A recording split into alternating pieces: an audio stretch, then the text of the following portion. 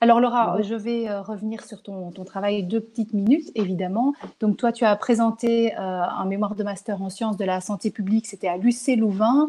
Le C'est titre, ça. c'est La littératie alimentaire et les décisions alimentaires des adultes dans les supermarchés à Bruxelles, analyse des données collectées sur la base de l'échelle de mesure Short Food Literacy Questionnaire, un bon long titre. Et tu as eu comme promoteur William Dorr, qui est professeur à la faculté de santé publique, et Stéphane Van den Broek, qui est professeur à la faculté de psychologie de l'éducation. Et je pense qu'il s'est inscrit ce matin, donc si à un moment donné il a envie de prendre la parole, ce sera possible. Donc voilà, est-ce que tout roule pour toi de ton côté? Mais ça va. Oui, très bien, on peut Oui, commencer. ok. Alors je m'efface pendant 3 minutes. C'est à toi. Merci. Bonjour à tous. Donc aujourd'hui, je vais vous parler de mon mémoire. Donc on m'a gentiment introduite, donc j'ai plus besoin de le faire. Donc on sait tous qu'une alimentation de qualité est nécessaire pour maintenir une bonne santé. Mais est-ce que vous saviez que 85% des aliments que vous trouvez dans les supermarchés sont des aliments qui sont ultra transformés? Donc pour rappel, un aliment ultra transformé, c'est un aliment qui va être industriel, qui va être calorique, qui va avoir des impacts sur la santé humaine et sur l'environnement. Donc, dans mon mémoire, j'ai voulu étudier la littératie alimentaire comme un facteur qui va influencer ces décisions d'achat d'aliments ultra transformés. Et donc, je vais expliquer brièvement ce que c'est la littératie alimentaire. Donc, on peut résumer ça comme l'ensemble des connaissances propres à chaque individu concernant l'alimentation. Donc, pour répondre à cette question, j'ai mené une enquête de terrain sur 330 personnes. Et ça s'est passé dans les supermarchés à Bruxelles uniquement. Et grâce à l'analyse de leur ticket de caisse et grâce à la mesure de leur niveau de littératie via un questionnaire qui s'appelle le Short Food Literacy Questionnaire, mais il y en a d'autres, j'ai pu constater que les personnes qui étaient plus littérées consommaient moins d'aliments ultra transformés, tout comme les personnes qui avaient un haut niveau d'éducation, ils avaient aussi moins d'aliments ultra transformés dans leur panier. Par contre, une autre chose que j'ai pu mettre en évidence, c'était que les personnes en surpoids ou obèses consommaient beaucoup plus d'aliments ultra transformés. Donc, ici, on peut conclure que la littératie peut sensibiliser le consommateur pour reconnaître le lien entre alimentation, santé et même environnement. Et ça va nous aider ça va aider le consommateur à se diriger en fait ses choix alimentaires en fonction de justement ce peut transformer ces aliments de saison qui vont être locaux, qui vont faire participer le circuit court, l'économie réelle. Donc voilà. Si vous voulez en savoir plus, vous pouvez toujours voir sur le site ERA, il y a mon mémoire qui est disponible si ça vous intéresse, si le sujet vous intéresser. Et n'hésitez pas à me poser des questions si vous en avez. Voilà. Merci Laura, le temps de me reconnecter et de revenir avec toi. Merci pour cette présentation. Je vais donner la parole à présent à Ise Navé. Alors Ise, si vous avez l'occasion d'activer votre caméra et votre micro de votre côté, ce sera quand même plus sympa si on se voit. Vous êtes présidente de ce jury en Sustainable Health et vous êtes docteur en médecine, coordinatrice du développement santé et environnement au sein du SPF Santé et vous coordonnez le plan national d'action environnement santé. Voilà, comme ça, je vous ai présenté avant que vous ne preniez une première fois la parole. Alors Ise, on ne vous voit pas.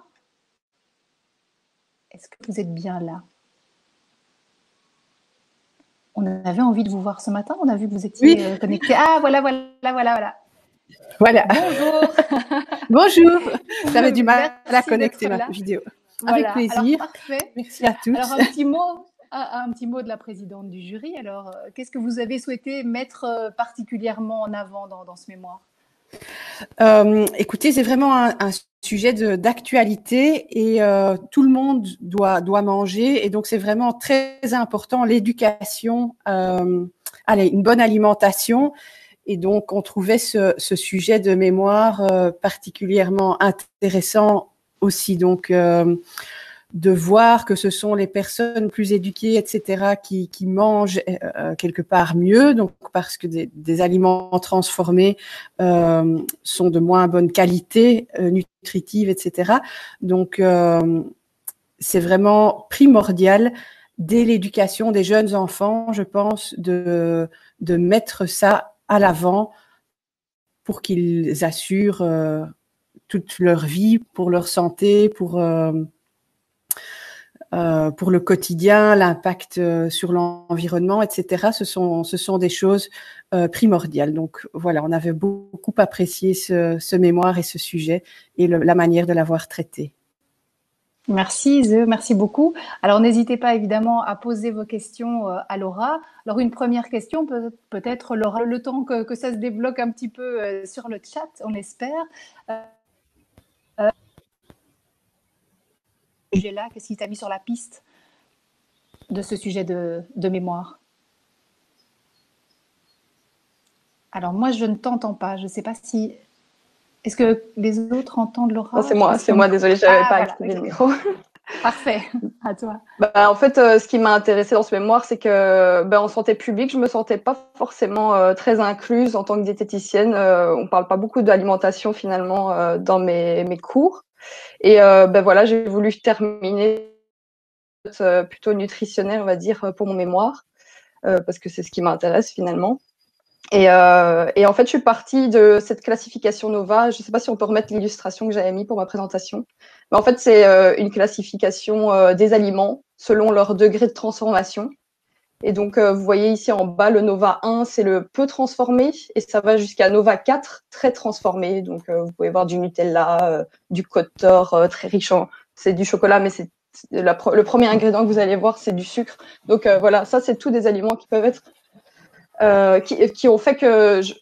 désolée, je m'y perds. Donc, la question, c'était comment j'en suis arrivée là. La classification NOVA était la base de mon travail. Et puis, c'est un travail aussi avec mon promoteur où il m'a parlé de cette littératie alimentaire et je me suis vraiment intéressée au concept, à ce qu'il contenait. Voilà. Et comment tu penses que tu peux rendre justement accessible au plus grand nombre le fruit de tes recherches finalement? Justement, en participant à des émissions comme ici, même si c'est pas, il n'y a pas tout le monde, mais je pense que c'est vraiment diffusant. Moi, j'aimerais bien plus tard, je suis pas encore diététicienne indépendante, mais j'aimerais bien plus tard pouvoir éduquer les gens à mon niveau. Mais bon, si je peux le faire au niveau des institutions, même créer, parce que je l'ai pas dit, mais la littératie alimentaire, c'est un concept un peu novateur. C'est pas encore extrêmement clair et des outils pour évaluer la littératie des gens, il en existe plein. Donc pourquoi pas aussi développer des outils de littératie alimentaire pour mesurer, un meilleur outil, on va dire, pour carrément évaluer au niveau des populations et pouvoir cibler des actions en santé publique en fonction des lacunes de la population. Alors, je vois qu'on a quelques questions. Je te donne la première. Comment penses-tu que les supermarchés pourront aider à augmenter la littératie alimentaire? Les supermarchés, je pense pas que ce soit leur rôle. Leur rôle, c'est de vendre. Mais si par exemple, on parlait d'éducation à bas âge, par exemple, si on éduque et sensibilise les gens très tôt, c'est le consommateur, le consomme-acteur qui a le pouvoir de décider qu'est-ce qu'il va acheter. Et un supermarché, si quelque chose ne se vend pas, ils vont le laisser de côté. Donc, c'est vraiment au consommateur à se rendre compte qu'il est il a le pouvoir en fait de choisir quelle est l'offre alimentaire de demain. Voilà. Ouais. Et donc, tu penses que pour améliorer justement la littératie alimentaire, ça commence par quoi? Le plus jeune âge? Par l'éducation? Oui, quelles seraient les pistes? Oui, bien sûr. Je pense que l'éducation, avoir un cours de nutrition à l'école. Moi, quand j'ai commencé diététique, je me suis dit, mais comment ça se fait que j'ai pas appris ça plus tôt? Comment ça se fait que on mange 3 fois par jour minimum? Comment ça se fait que c'est pas comment ça se fait qu'on apprend que ça quand on décide d'être diététicienne. Moi, je pense que tout le monde devrait avoir accès à ces connaissances et tout le monde devrait savoir lire une étiquette alimentaire, tout simplement. Je pense que c'est des choses qui sont en marche d'arriver, mais voilà. Voilà. Ouais. Alors ici, j'ai quelques interrogations, on nous dit, par rapport au label A, B, C, D qui se pratique dans les supermarchés. Par exemple, un avocat riche en graisse pourrait être classé C ou D alors qu'il a d'autres vertus. Existe-t-il des labels plus représentatifs ou informatifs pour les consommateurs? Mais voilà, ce label-là, le ABCD, s'appelle Nutri-Score. C'est une des actions de santé publique pour aider le consommateur dans son choix. Mais la science a évolué, la science nutritionnelle a évolué et on sait maintenant que le degré de transformation est aussi un aspect à prendre en compte. Il n'y a pas que la composition nutritionnelle du produit qui compte. Il y a aussi sa qualité, sa complexité. Quand vous mangez une pomme avec sa peau, quand vous la mangez sans peau, sur le corps, ça n'a pas du tout le même impact. Donc, si vous mangez des sucres très, très raffinés, votre organisme va s'épuiser à essayer de rééquilibrer votre glycémie. Et c'est comme ça qu'en fait, on peut arriver à des maladies non transmissibles. Donc, pour revenir au label, ce label, il est intéressant. Il ne faut pas le jeter. Il est vraiment intéressant pour avoir un visu direct sur c'est bon, c'est pas bon, mais il n'y a pas que ça à prendre en compte. Le Nova, par exemple, qui est peut-être pas le meilleur des classements parce qu'on pourrait le rendre plus rigoureux, mais c'est une bonne manière de se rendre compte un peu de ce degré de transformation à prendre il faut prendre en compte le degré de transformation et pas seulement la qualité, la composition nutritionnelle du produit. Oui, bah alors justement, si c'est la question de Marianne ici. Est-ce qu'on pourrait pas amener pour ajouter un truc, c'est la question de... Oui. Il y a des plateformes citoyennes en fait comme Open Food Facts, je ne sais pas si vous connaissez, qui quand vous cherchez un produit que vous allez acheter, par exemple vous êtes au supermarché, vous vous demandez si c'est bien, vous pouvez aller chercher et il va vous donner et le Nutri-Score qui est pas forcément visible sur les aliments parce qu'en fait il n'est pas obligatoire, c'est juste pour informer le consommateur si les distributeurs le veulent.